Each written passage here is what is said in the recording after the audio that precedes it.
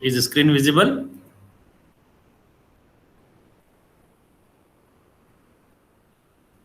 Are you able to see the screen? No, sir. No.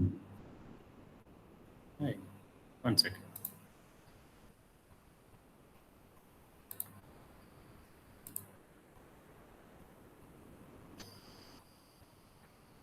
Now? Is it visible now? No, sir.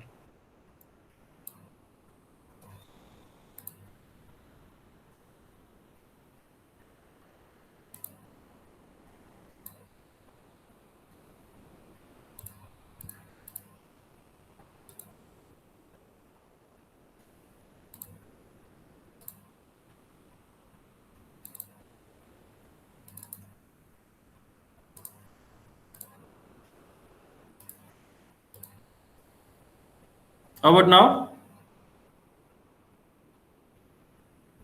No, sir. No. What happened? Yes, sir. Now we can see. Now is it visible? Yes, sir. Okay, done. Yes. So let me quickly recall the discussion what we had yesterday. The important topics of format we have used for instruction. So if you recall, we have seen 4 instruction formats for SIC architecture, SIC XC architecture rather. Those 4 are format 1 for 1 byte, format 2 for 2 bytes, format 3 for 3 bytes, and format 4 for the 4 bytes. Later, the format 1 byte is completely opcode. There is no address being provided. Address is taken intuitively based on the type of instruction we have used. The examples for instruction can be return, start, end, halt, stop, things like that. Next, we have a 2-byte instruction where the 20 whatever the 16 bits we have, that will be divided into 8 bits for the opcode and 4 for the register 1 and remaining 4 for the register 2. And we have also discussed that why the 4 bits are reserved for the register, because the numbers which are given internally range from 0 to 9. To represent them 0 to 9, we require minimum 4 bits. That is the reason why register 1 is given the 4 bits and register 2 is given the 4 bits. And we also highlighted that format 2 is only for the registers, not for anything else. Then third point, what you have seen, our third instruction format we have seen is a 3-byte instruction, which is a 24-bit instruction, which is normally used in our programming, what we see in future, which contains 6 bits for opcode. It is not 8 bits here. In the first format and second format, opcode was having 8 bits. Whereas in third and fourth format, the opcode is having only 6 bits. Remaining 6 bits are reserved for each one, namely N, I, X, B, P, E. The remaining 12 bits are meant for the displacement. That is the format 3 type of instruction in SIC XC. The last one, the format 4, as name says 4 bytes, wherein we have a 32 bits. Is almost similar to the third one, but there is a slight change in the last part. Whereas 6 bits are reserved for the opcode, remaining 6 bits for the NIX, BPE, 1 each, total 12. The pending 20 bits are reserved for the address. So we have discussed in the previous class that we should be very careful about the word, whether we are using a displacement or address. If it is a format 3, it is a displacement. If it is a format 4, it is an address. Why it is an address, we'll see later. But right now, we are looking at the PC and base relative addressing modes, as you see in the previous class. So with this, probably you will be able to understand when to use PC relative addressing mode and when to use base relative addressing mode. So we know that based on the boundary or the range of memory locations, if we are using a PC, that might range -2 from -2048 to +2047. If anything is beyond that, we'll not be able to perform addressing through PC relative, but we have to go to the base relative, which has a boundary or range from 0 to 4095. That's what we have seen in the previous class. Let us continue further to understand how these addressing modes going to be reflecting in our programming or in the architecture. So again, to recall from yesterday, this table is very important for you. If any of you is not able to understand at any given point of time, please let me know, because today probably we'll try to do some problems on this based on this. So you should be knowing these things without any confusion. So the N, I, X, B, P, E, those 6 bits are going to be very, very important in deciding what type of addressing modes we are going to use in SIC XE. In SIC, there are only 2 addressing modes based on the value of X. If X is equal to 0, direct addressing. If X is equal to 1, index addressing. But in the case of SIC XE, we have 6 major addressing modes that are going to be available based on the values of N, I, X, B, P, and of course, E is not for addressing mode. It is mainly for the type of format we are using. So NIX, BP. Now, when N is equal to 1 and I is equal to 0, the type of addressing is called as a indirect addressing mode. Okay. Next, when N is equal to 1 and I is equal to 1, that means both are 1. It is going to be simple direct. So it can be a simple direct.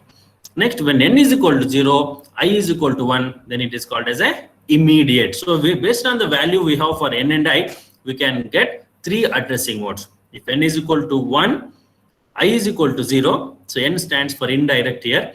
It is an indirect addressing mode.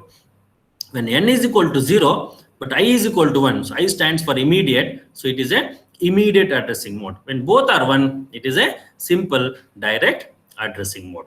Next, when B is equal to 1, as I said earlier, when B is equal to 1, P will be 0. When P is equal to 1, B will be 0, because at a time we can have either PC relative or base relative. We cannot have both. If that is the case, if B is equal to 1, it is meaning that P is equal to 0, which is a base relative. On the other hand, if P is equal to 1, we have a B is equal to 0, which is a PC relative. With this, we have 5 addressing modes. And the one more is X is equal to 1. When X is equal to 1, we say index addressing is possible in SIC XE. Like this, we have a 6 addressing modes possible. Then based on the value of E, if E is equal to 0, it is a format 3. If E is equal to 1, it is going to be format 4. So what is the format 4 here? Format 4, as name says, E is equal to 1 is an extended version. Why it is extended version? Because we are unable to get the data within the range of the PC, we have to go beyond that. So beyond that we are going means we are going away from our boundary. That is called as a extended way of looking at the address. That is the reason why if you look at the last row, N is equal to 1, I is equal to 1, E is equal to 1. This is actually, we will not call it as a direct, but we will call it as a extended. That means beyond the limit or boundary of our values what we have for the PC relative. So to summarize once again, when N is equal to 1, I is equal to 0, it is indirect. When N is equal to 1, I is equal to 1, both are 1, it is a simple direct. When N is equal to 0, I is equal to 1, it is immediate. When X is equal to 1, it is index. When B is equal to 1, P is equal to 0, it is base. When P is equal to 1, B is equal to 0, it is BC relative. And when N is equal to 1, I is equal to 1, and E is also equal to 1, it is extended version, meaning that it is beyond the limit of our PC values. So any doubts at this juncture? Because we should not have any confusion here. If you have any confusion, please let me know.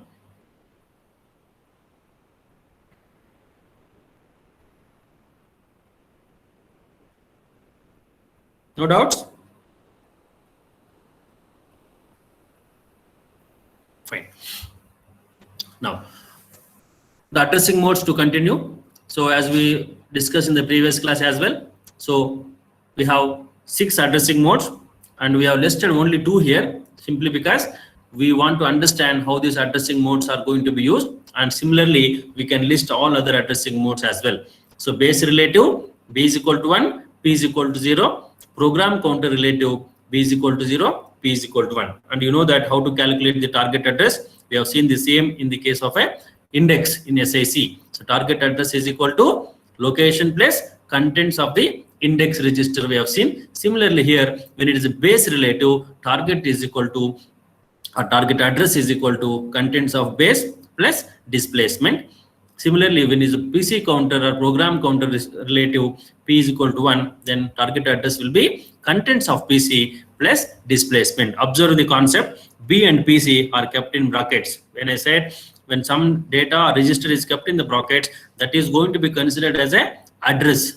Then the content of that address is going to be the actual value what we are going to consider. Probably when you go to some programs here onwards, you'll understand the meaning behind what is going to happen when I keep something in brackets when I do not. Okay, and we have seen the range for PC. The range is minus 20482 plus 2047. We have also discussed why it is minus for PC, because PC, the program counter, should always have a flexibility of moving forward or moving backward, because that address of any operand or instruction can be anywhere from the beginning address, beginning of your program. It may be for right side or it may be left side of the whatever the current address we have. That is the reason why you should be able to have both negative and positive numbers in PC relative. Whereas in the case of base relative, it is always the positive number whose value change from the 0 to 4095. So whatever it is, you have to understand here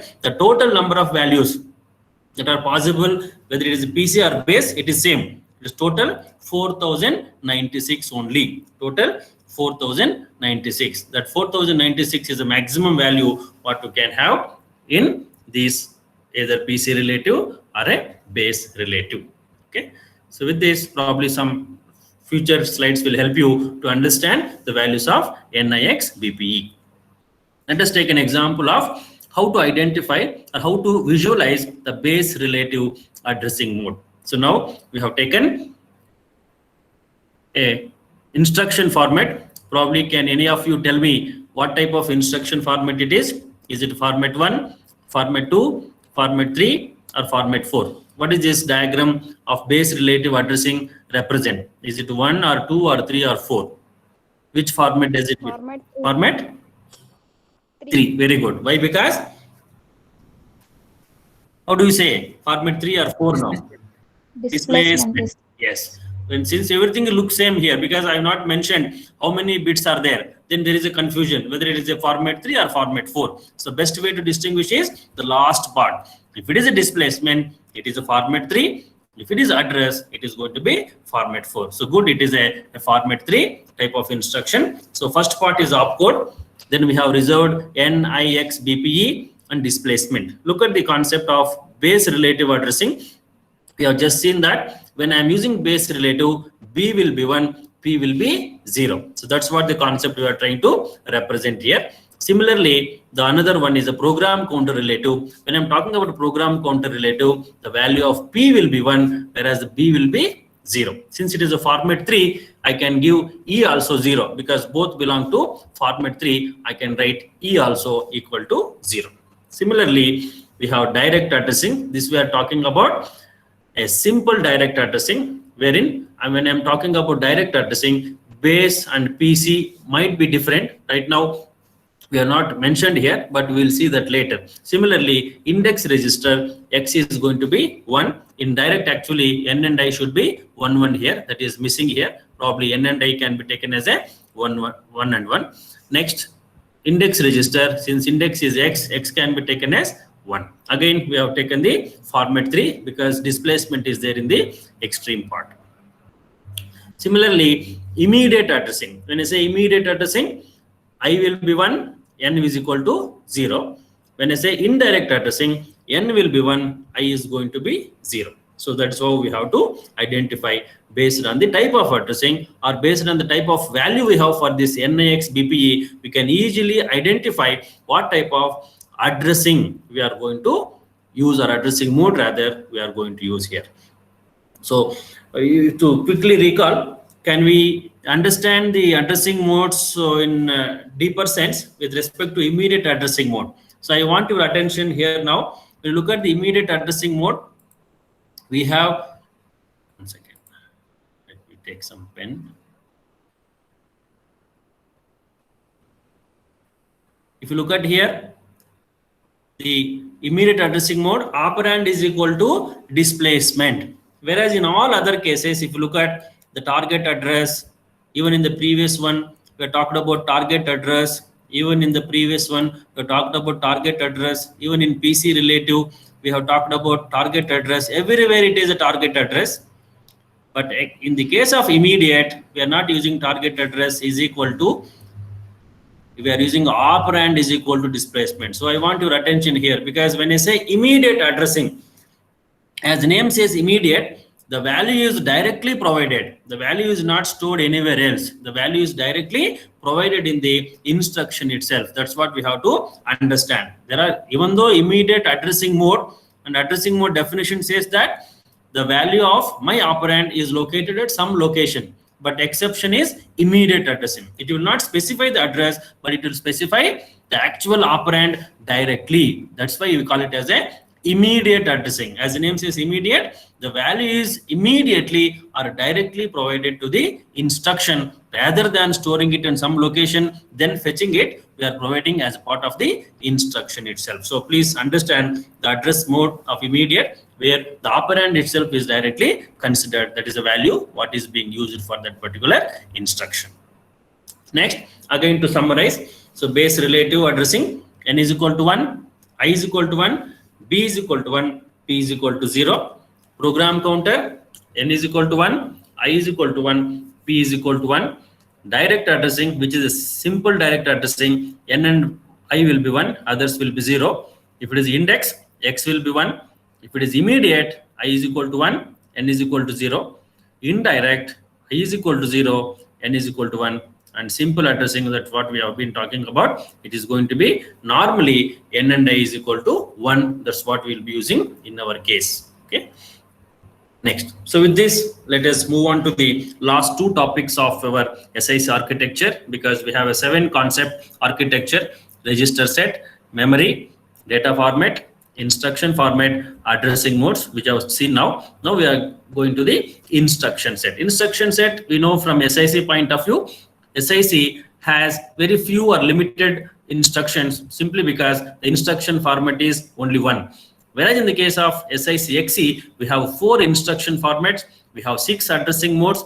Thereby, the complexity is more involved in SIC XE, and hence, as a result, we will be having more flexibility in having a better instructions. Those instructions are going to be for various purposes. Some of the examples which we have not seen is SIC, we can see them in SIC XE, that is ADDR. In SIC, we have seen only ADD, MUL, SUB, DIV, whereas in the case of SIC XE, I will add one more, ADDR, meaning that my format 2 instruction is what? A format 2 instruction can deal with the registers. So if I keep my data in registers, I can directly go to the registers and add them using ADDR, MULR, SUBR, DIVR, meaning that I can directly perform the operations of arithmetic on the registers, rather than taking the data, keeping in memory, then performing the result, then sending the result back to processor. All this you need not do. Directly you can access the registers and execute. That is the advantage what we have in the complex systems what we have. So one of those examples are like this: ADDR, ADDF, like that. We can use SUBR, SUBF. ADDF stands for the floating point. In SIC, there is no floating point at all. Whereas in SIC XE, I have a floating point and I can perform floating point directly. So that is the advantage of SIC. There are plenty. I've just given only a couple here. The plenty of instructions, as we have seen here, we have as far as the SIC XE instruction set. All these are going to be part of your instruction set of your SIC XE. Probably at the end of this class, I will share a document which contains the complete list of instructions that we will be using in future, which you can keep as a reference and we can keep on using. And if you have a book, at the end of the book, there is an appendix A or appendix B. There also you can see these mnemonics and SIC instructions. Nevertheless, let me share a copy at the end of this class, which you can use as a ready reckoner. That contains all these instructions, which format they belong, what is the opcode, what is the meaning, what happens to the source, what happens to the destination. All this information are stored here. But that is just an information for you. You need not be worried too much about that. But what you should understand is SIC XE instructions are better than SIC in terms of flexibility, in terms of complexity, in terms of the making the program more readable. That is the advantage what you have in the SICXC. Okay. So hope you all differentiated between RISC and CISC. We took some assignment in the couple of class back to differentiate between reduced instruction set computer and complex instruction set computer. Would any of you try for that?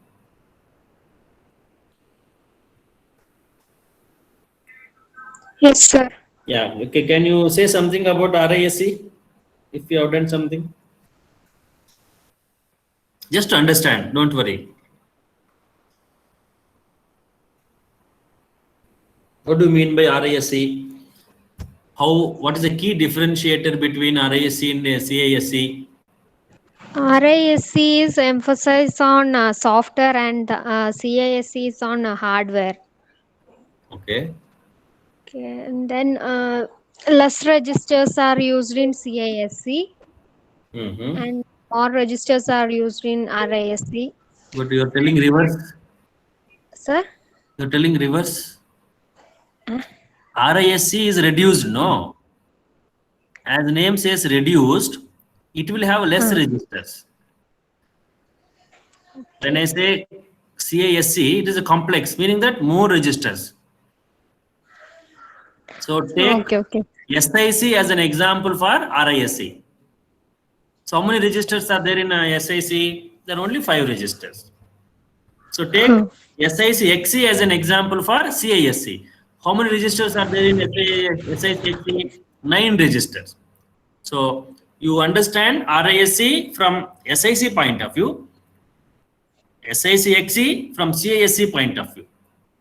Just to understand, that's the reason why I wanted you to go through that preliminary. But nothing, if you have any confusion, probably we can set it right. If you want to submit the assignment, I can let you know, or maybe end of this class, this particular module, we'll have some discussion on what is RISC and CISC. But at this point of time, you should have the information with you. So RISC, as name says, it is a reduced instruction set computer. When I have a reduced instruction set, when my architecture is very, very low in the features. Similarly, I will have a complex instruction set. You have seen SICXC now. Just SICXC, if you compare, SICXC is more complex. Hope you agree with that. Because format 3, format 4, NIX, BPE, so many addressing modes coming. There is a small change in the number of registers, and hence you see there is a vast change in the number of instructions, addressing modes compared to SIC. So that is only hypothetical computer. Imagine your real-time computers, Pentium 3, Pentium 4, you see huge difference. Pentium 4 and Pentium 8 or whatever it is, you see lot of difference between these two. And Pentium and Core 2 Duo, again you will see huge difference. They might be version different, but you will see internally architecture is having a very massive differences in terms of registers, in terms of instructions, in terms of flexibility and all those stuff. That's what I want you to understand between RISC and CISC. When somebody says my architecture is RISC, you need not ask them again. You know that as the name says, they will have very low level, average kind of architecture. When somebody says mine is a CISC kind, you can imagine that is a very advanced setup and you can have much flexibility. So your IA32, Intel architecture 32 family, what you have seen in computer organization, they belong to CISC, meaning that they're all complex instruction set computers, meaning that the instruction sets are very, very complex, meaning that in single instruction, you can do multiple things. That's what we have seen in the CISC or SICXC architecture as well. So that is the clarity what you should be carrying now. From SIC and SICXC point of view, you can take SIC as an example of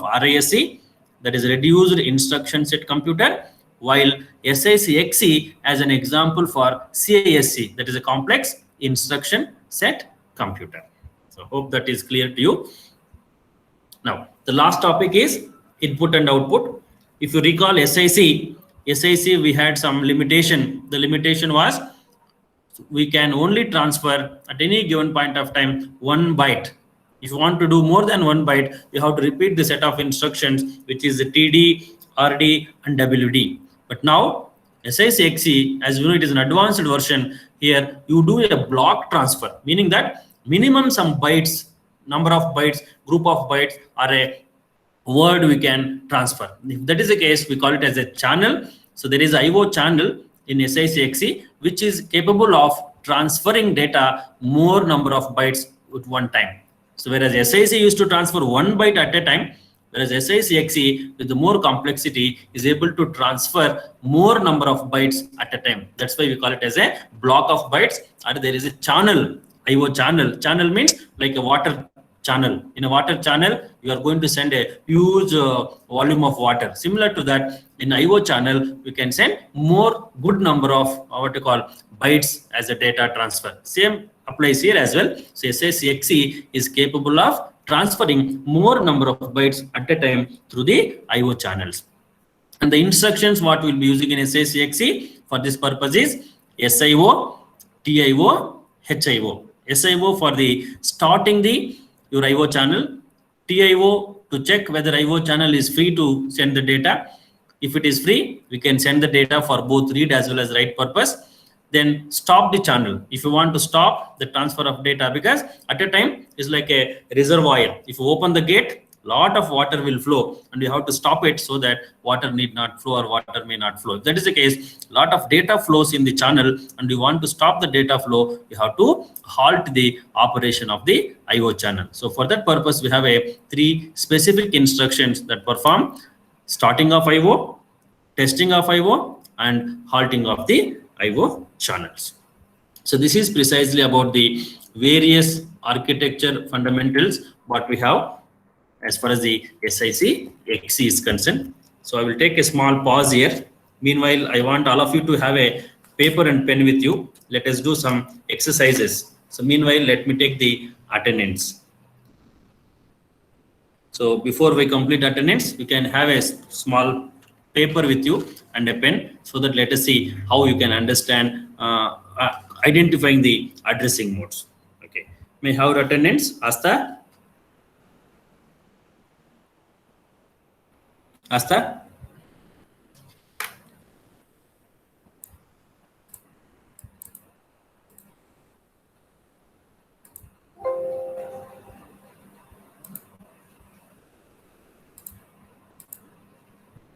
Asta? Okay. Abhinav? Present, sir. Aishwarya? Present, sir. Ambarish? Yes, sir. Anu? Present, sir. Arbaz Khan? Present, sir. Arjun? Present, sir. Ashok? Yes, sir. Binita? Present, sir. Bhargavi? Bhargavi? Bhavisha? Present, sir. Chaitra? Present, sir. Chatterjee? Present, sir. Diksha? Present, sir. Deepika LG? Present, sir. Deepika MB? Present, sir. Murli Krishna? Present, sir. Gangubai? Present, sir. Guriya Kumari? Harshit? Present, sir. Zunjar? Present, sir. Kavya? Present, sir. Kishore? Lata? Yes, sir. Manisha? Present, sir. Manjunath? Yes, sir. Nayana? Present, sir. Nilanjan? Yes, sir. Nilanjan, you are absent for 50% almost. Yes, sir. Previous class I was absent. You should be continuous, because SS no, you should be very continuous in the class. Otherwise, there are chances that you may miss some of the links. Okay, so be punctual. Yes, sir. Okay, sir. Nishant? Nishant? Pavitra? Present, sir.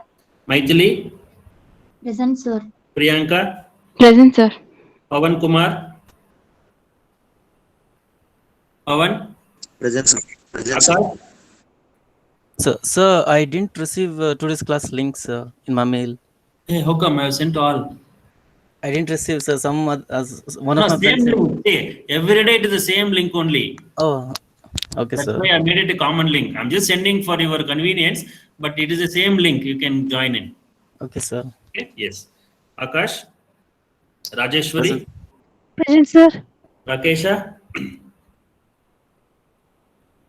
Ramya, Present, Yes, sir. Rashmi, Present, sir. Ravishankar, Rizwan, Present, sir. Vishal, Present, sir. Savita, Shruti, Sneha, Yes, sir. Spurti, Srinidhi, Present, sir. Srinivas, Present, sir. Sunil, Present, sir. Vaishnavi, Present, sir. Vinny. Present, sir. Yes. Okay. Hope you have a piece of paper with you. Sir, Asa present. Okay. Where were you? Sir, my earphone mic is like. Okay. Is the screen visible now? Yes, sir. Okay. Done. So take the point now. Calculation of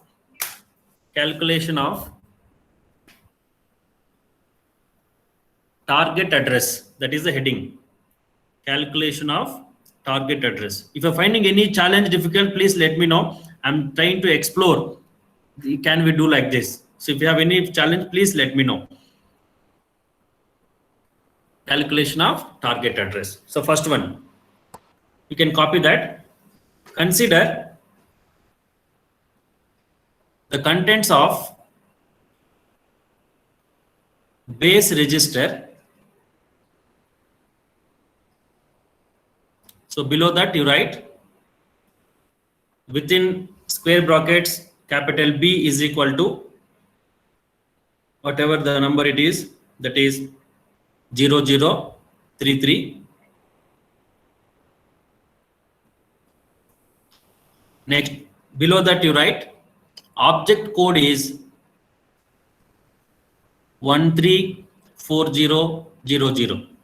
134000. Any difficulty till this point?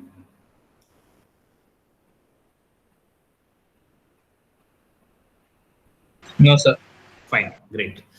So this is the question, let us say. Now we have seen the addressing modes, we have seen so much of information about SICXE, that is only theory behind that. Now let us see how practically these things mean for us now. So it is given that we have the contents of base register 0033 and the object code is given. So what do you mean by object code? Let us take from the high level language point of view. You've written a program in C or C++ or Java, Python, whatever it is. That program is translated into your machine level program through your compilers or interpreters or bytecode, whatever it is. Post that will be ready for execution. The minute you are going for execution, the program that you have written in the high level language has already been translated into low level program. That low level program is your object code. And low level program always will be in zeros and ones.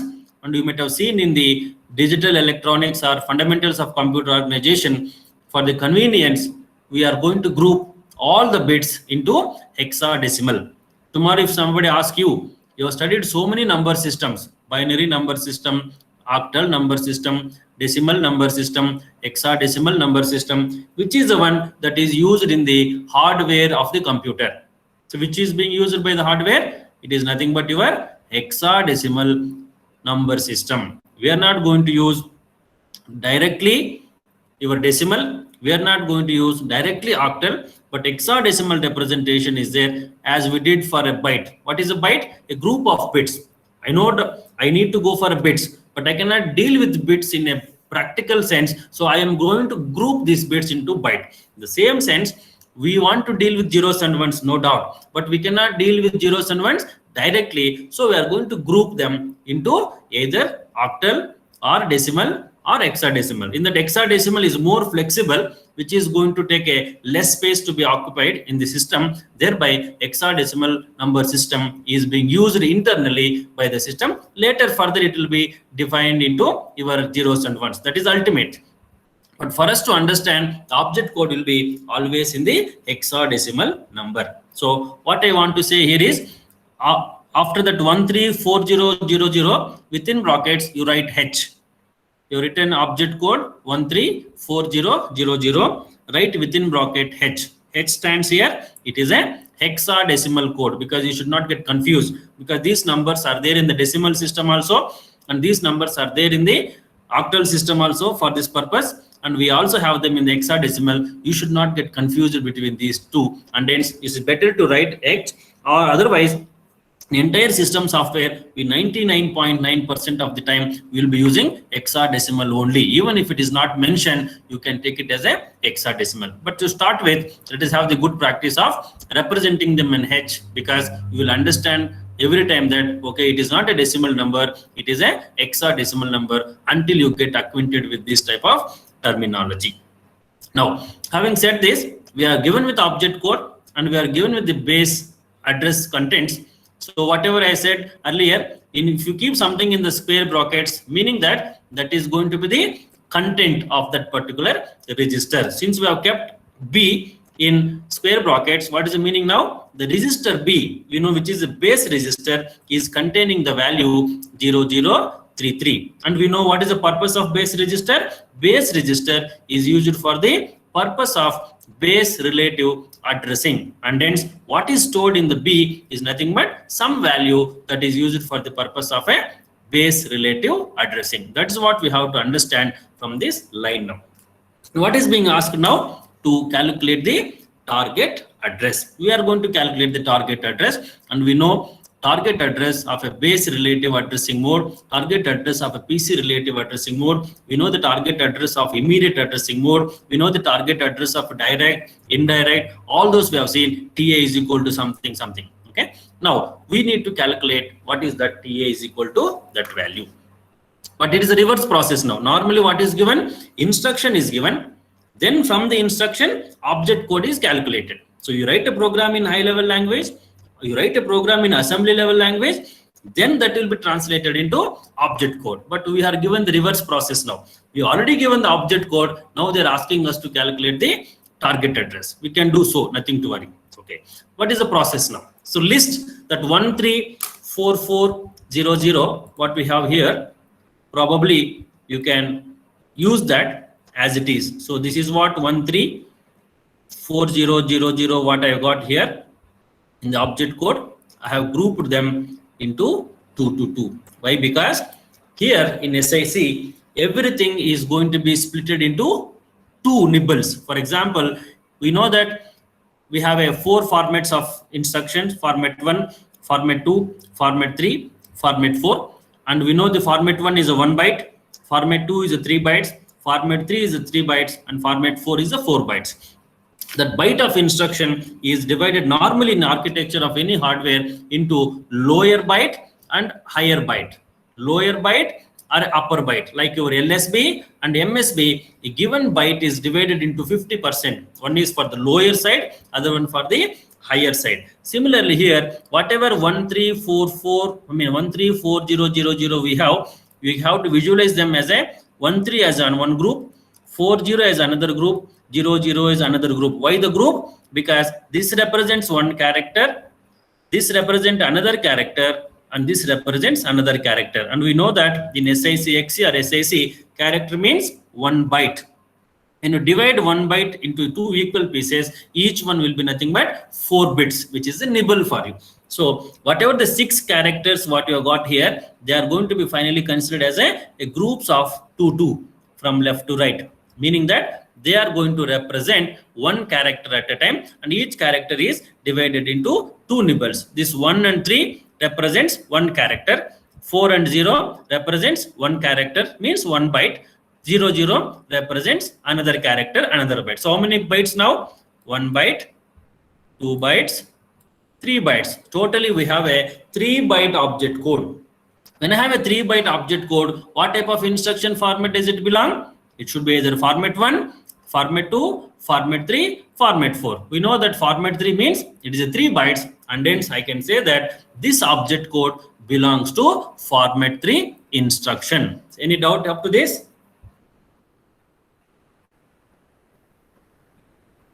No doubt, sir. Yeah, fine. So now based on the object code, once you group them, you can easily identify what type of format it is going to belong. It is going to belong now to format 3-byte instruction. Okay.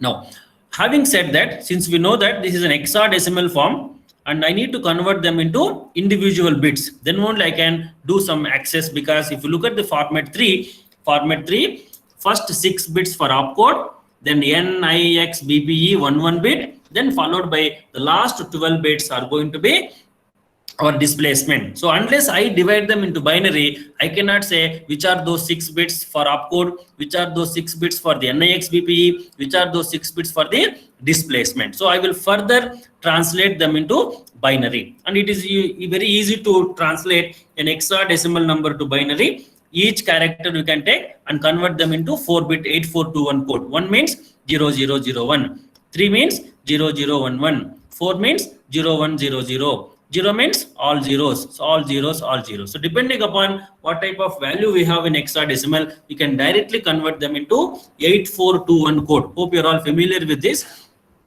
because you already studied them in fundamentals of computer organization. I will consider that you are aware of this and I will continue further. So we have converted each hexadecimal to its binary form directly. So if that is the case, then I know the format 3, first 6 bits, 1, 2, 3, 4, 5, 6. These 6 bits are going to be opcode. Next we have a N, I, X, B, P, E. Probably you can see that we have written them NIX, BPE on top of this. That is for 6 bits. Remaining 12 bits, that is 4, 4, 4. Total 12 bits are going to be displacement. So this matches with our format 3 of SIC XE. The first 6 bits for opcode, next 111 bit for the NIX BPE, then displacement for the 12 bits. Now, since we are doing a reverse engineering, because we got object code, then we are identifying what type of addressing it is. Now opcode is fine, don't worry about what is this. Next we have a N, I, X, B, P, E. See these values now. We know how to interpret them because this table will be helping you for that purpose. So remember this table. This table should be able to help you what type of addressing we are going to have. So there if you see, we have N and I is equal to 1. When N and I is equal to 1, it is a simple direct addressing. X is equal to 0, meaning that there is no index addressing. Then what is there? B is equal to 1. It is said that base relative is used, and we know that when base is used, P will be 0, or when P is used, B will be 0. They are mutually exclusive. Then E is equal to 0, format 3. So we have assumed this as a format 3, and what is comes out to be finally? It is also format 3. So your assumption is correct now. Okay. Now, so based on this NIX BPE, we can identify 2 things. What is the format of this instruction? And what type of addressing is involved? What type of relative is BC relative? Base relative or a PC relative. So N and I is equal to 1. It is a direct addressing mode. That's what we identified. And B is equal to 1. It is a base addressing mode, because B is equal to 1 translates into base addressing, and N and I is equal to 1. Let us know that it is a direct addressing. Okay, why we are doing this circus? Because our requirement is to identify the target address. Where is the target address now? We know the target address formula. Target address is equal to, this is a general formula, contents of a program counter plus displacement. This is actually the general formula for calculating the target address. You need to just recall and remember that. So depending upon this particular instruction, here there is no PC, we have a base register, because we know it can be either PC relative or base relative. In our example, today we have a base. Normally 99% times it is a PC only, but maybe that 1% it might be base. That is the reason why this formula is given like this. Since it is a base relative in the current context, I am replacing PC by base. Then displacement remains same. Why it is displacement? Because target address normally is based on the displacement with the contents of our PCR base.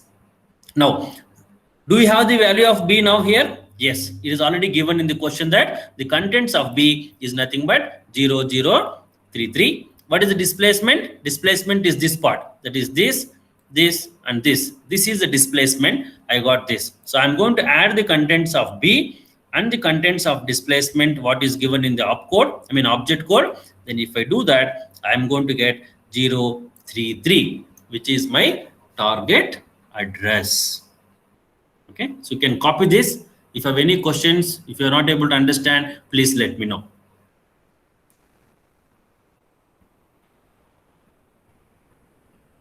Probably we'll take one more example and conclude today's class.